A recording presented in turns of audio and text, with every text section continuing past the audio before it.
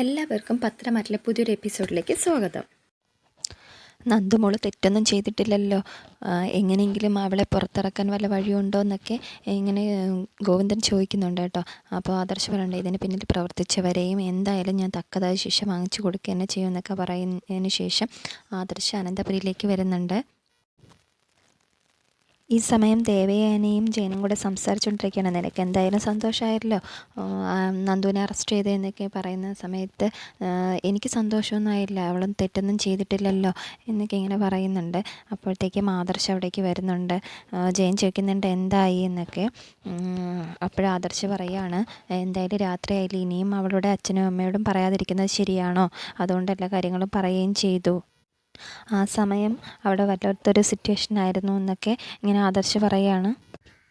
S ഐയോടൊക്കെ സംസാരിച്ചിട്ടും പക്ഷേ അയാൾക്ക് ശത്രുവായിട്ടുള്ളത് അഭിയല്ലേ, അഭിയും കൂട്ടുകാരും കൂടെ ചേർന്നിട്ടല്ലേ അവൻ എസ് ഐയുടെ കൈയൊക്കെ തല്ലി ഓടിച്ചതെന്നൊക്കെ ഇങ്ങനെ പറയുന്നുണ്ട്. അപ്പോൾ പറയുന്നുണ്ട് ജയൻ, എന്തായാലും അവന് വീട്ടുകാരെ കൊണ്ട് നാട്ടുകാരെ കൊണ്ട് ഒരു ഉപകാരവും ഇല്ല എന്നൊക്കെ ഇങ്ങനെ ജയനും പറയുന്നുണ്ട്. എന്നിരുന്നാൽ പോലും അതുകൊണ്ടൊന്നും അല്ല എസ് ഐ ജാമ്യം തരാത്തത്, പക്ഷെ ശക്തമായിട്ടുള്ള തെളിവുണ്ടല്ലോ. കേസിൻ്റെ പോക്കും അങ്ങനെ ആയിപ്പോയി.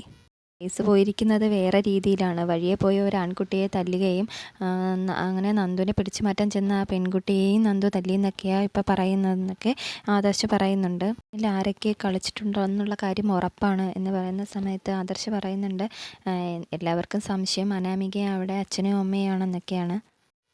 തെറ്റ് ചെയ്തത് ആരാണെന്ന് അറിയാതെ ആരെ മേലിലും കുറ്റം ആരോപിക്കേണ്ട ആവശ്യമില്ല എന്നൊക്കെ ദേവേനു ഇപ്പോൾ പറയുന്നുണ്ട്.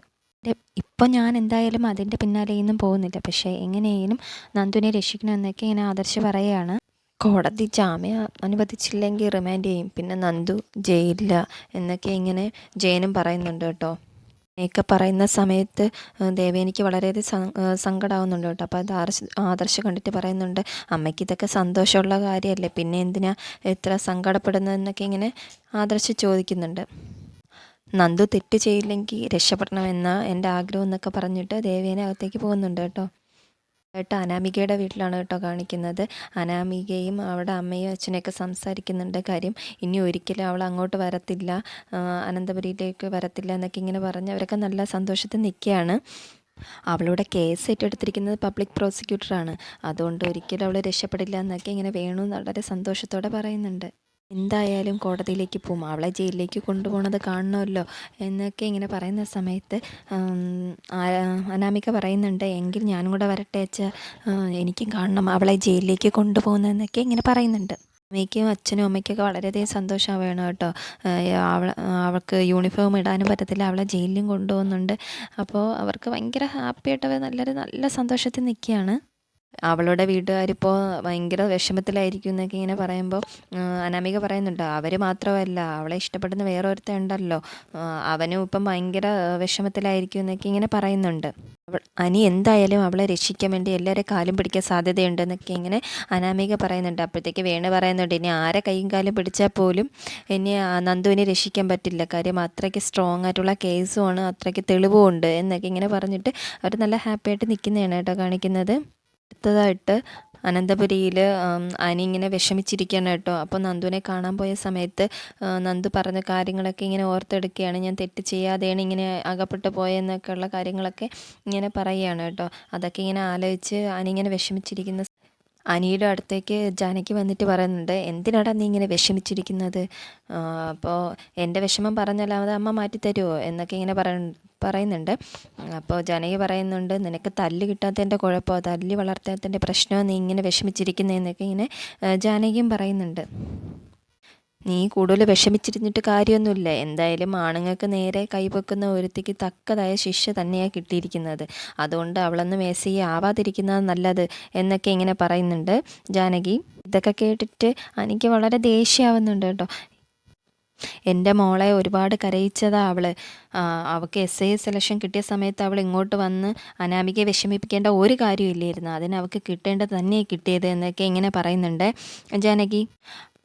അപ്പോൾ അനി പറയുന്നുണ്ട്, അതിന് നന്ദു ഒരു തെറ്റും ചെയ്തിട്ടില്ല, പിന്നെ അതുകൊണ്ട് ആരും കൂടുതലായിട്ട് സന്തോഷിക്കുകയും വേണ്ട എന്ന് പറയുന്ന സമയത്ത് പറയുന്നുണ്ട്, അവൾ ഉറപ്പായിട്ടും ജയിലിൽ പോവുകയും ചെയ്യും, അവൾ ജയിലിൽ കിടക്കുകയും ചെയ്യും എന്നൊക്കെ, നിനക്ക് എന്തായാലും അവളെ ജയിലിൽ പോയി കാണാനേ പറ്റുമെന്നുള്ളതെന്നൊക്കെ പറഞ്ഞിട്ട് ഭാര്യയ്ക്കും അവളുടെ അച്ഛനും അമ്മയ്ക്കൊക്കെ എന്ത് സംഭവിച്ചാലും നിനക്കൊരു കുഴപ്പമില്ല. പക്ഷേ ഈ നന്ദുവിനെ കൊണ്ടുപോയപ്പോൾ നിന്നെ ഇവിടെ ബന്ധുക്കളാരോ മരിച്ചതുപോലെയാണല്ലോ നീ ഇവിടെ കിടന്ന് കാണിക്കുന്നതെന്നൊക്കെ ഇങ്ങനെ ജാനകി ഇങ്ങനെ പറയുന്നുണ്ട് കേട്ടോ. അപ്പോൾ ഇതൊന്നും എനിക്ക് ഒട്ടും ഇഷ്ടപ്പെടുന്നില്ല. അനി തർക്കുകയും ചെയ്യുന്നുണ്ട്. അനി എന്തൊക്കെ പറഞ്ഞെന്നൊക്കെ ജാനകി പറയുന്നുണ്ട്. അവൾ ജയിലിൽ തന്നെ പോവും, ഇനി നിനക്ക് അവിടെ പോയേ ജയിലിൽ പോയേ കാണാൻ പറ്റുള്ളൂ എന്നൊക്കെ ഇങ്ങനെ പറഞ്ഞിട്ട് ജാനകി പോകുന്നുണ്ട് കേട്ടോ. വീട്ടിലെല്ലാവരും വിഷമിച്ചിരിക്കുന്നതെന്ന് കേട്ടോ കാണിക്കുന്നത്.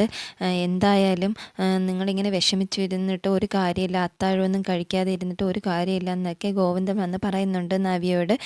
നവ്യ ഇപ്പം നീ മാത്രമല്ല, നിൻ്റെ വയറ്റിലൊരു ജീവനും കൂടെ ഉള്ളതാണ്, അതുകൊണ്ട് എന്തെങ്കിലും കഴിക്കുക പറയുമ്പോൾ നവ്യ പറയുന്നുണ്ട് എനിക്കൊന്നും വേണ്ട അച്ഛാ എന്നൊക്കെ.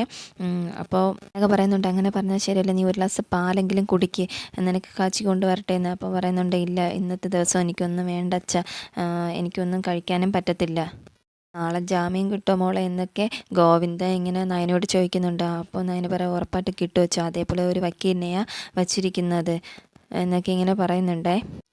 മോളെ അമ്മായിയമ്മ വന്ന് വിളിച്ചുകൊണ്ട് പോയതിനു ശേഷവും നമ്മൾ വളരെ സന്തോഷത്തിലായിരുന്നു. അതുപോലെ തന്നെ നന്ദുവിന് SI ആയിരുന്നപ്പോഴും നമ്മളെല്ലാം കൊണ്ട് നല്ല സന്തോഷത്തിലായി. അതിനിടയ്ക്ക് ഇങ്ങനെ ഒരു ഇത് വരുമെന്ന് ഞങ്ങൾ ഒരിക്കലും പ്രതീക്ഷിച്ചില്ല എന്നൊക്കെ കനക പറഞ്ഞ് വളരെ സങ്കടപ്പെട്ട് നിൽക്കുകയാണ് കേട്ടോ.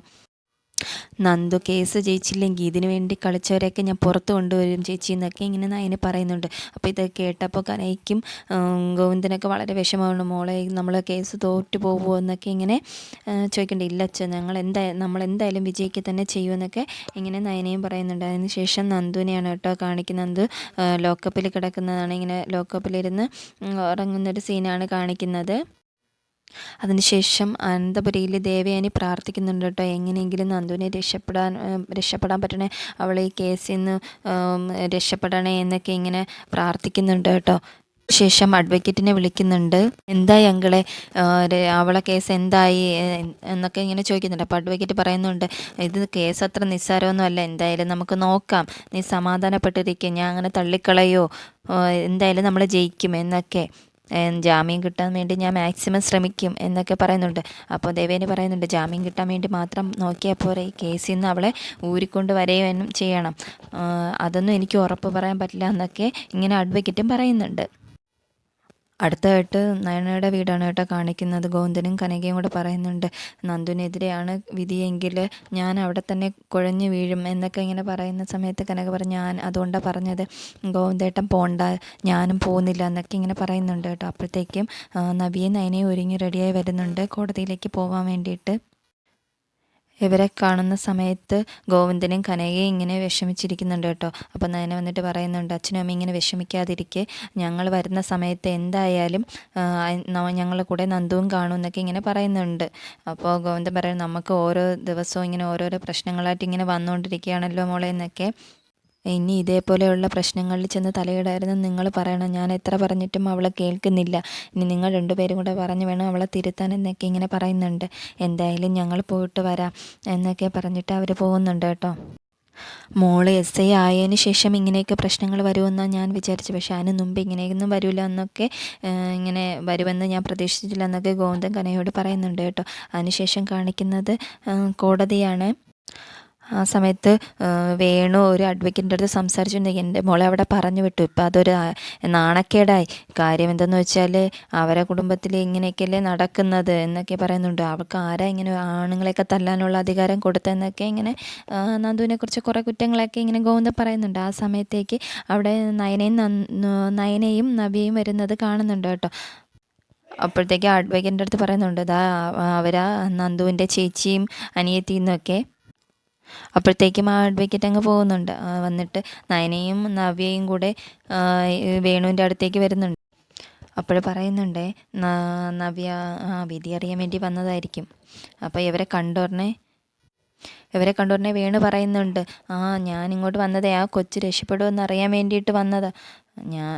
പറയുന്നുണ്ട് ഒരിക്കലും നിങ്ങൾ കേസ് ജയിക്കണേന്ന് കാണാൻ വേണ്ടിയിട്ട് വന്നതായിരിക്കില്ല, അവളെ ജയിലിലേക്ക് പോകുന്നത് കാണാൻ വേണ്ടിയിട്ട് വന്നതായിരിക്കും എന്നൊക്കെ. അപ്പം വേണു പറയുന്നുണ്ട് ഇല്ല ഞാൻ അവളെ രക്ഷപ്പെടുന്നത് കാണാനാ വന്നതെന്നൊക്കെ. നയന ചോദിക്കുന്നുണ്ട് എങ്കിൽ പിന്നെ വാദിച്ച് അവളെ പുറത്തിറക്കാൻ പറ്റുമോ എന്നൊക്കെ. അവ പറയുന്നുണ്ട് അതിന് ഞാൻ അഡ്വക്കേറ്റ് അല്ലല്ലോ, നിങ്ങളെ പറച്ചിൽ കേട്ടാൽ തോന്നുമല്ലോ ഞാൻ ഈ അഹങ്കാരി പെണ്ണെ മനഃപൂർവ്വം കുടുക്കിയതാണെന്ന്, എനിക്കതിൻ്റെ ആവശ്യമൊന്നുമില്ല എന്ന് ഒക്കെ ഇങ്ങനെ പറയുന്നുണ്ട്. അപ്പോഴേ നയന പറയുന്നുണ്ട്, ഈ കേസിൽ കുടുക്കിയത് ആരായാലും അവരെ മനസ്സമാധാനമായിട്ട് ജീവിക്കാൻ ഞങ്ങൾ സമ്മതിക്കില്ല എന്നൊക്കെ ഇങ്ങനെ പറയുന്നുണ്ട് കേട്ടോ. ആ സമയത്തേക്ക് അവിടേക്ക് നന്ദുവിനെയും കൊണ്ട് പോലീസ് വരുന്നുണ്ടേ. അപ്പോൾ നന്ദു ജീപ്പിൽ നിന്ന് ഇറങ്ങിയിട്ട് ഇവരെ വളരെ വിഷമത്തോടെ ഇങ്ങനെ നോക്കുന്നുണ്ട് കേട്ടോ. അതോടെ ഇന്നത്തെ എപ്പിസോഡ് അവസാനിക്കുകയാണ്. Thank you for watching.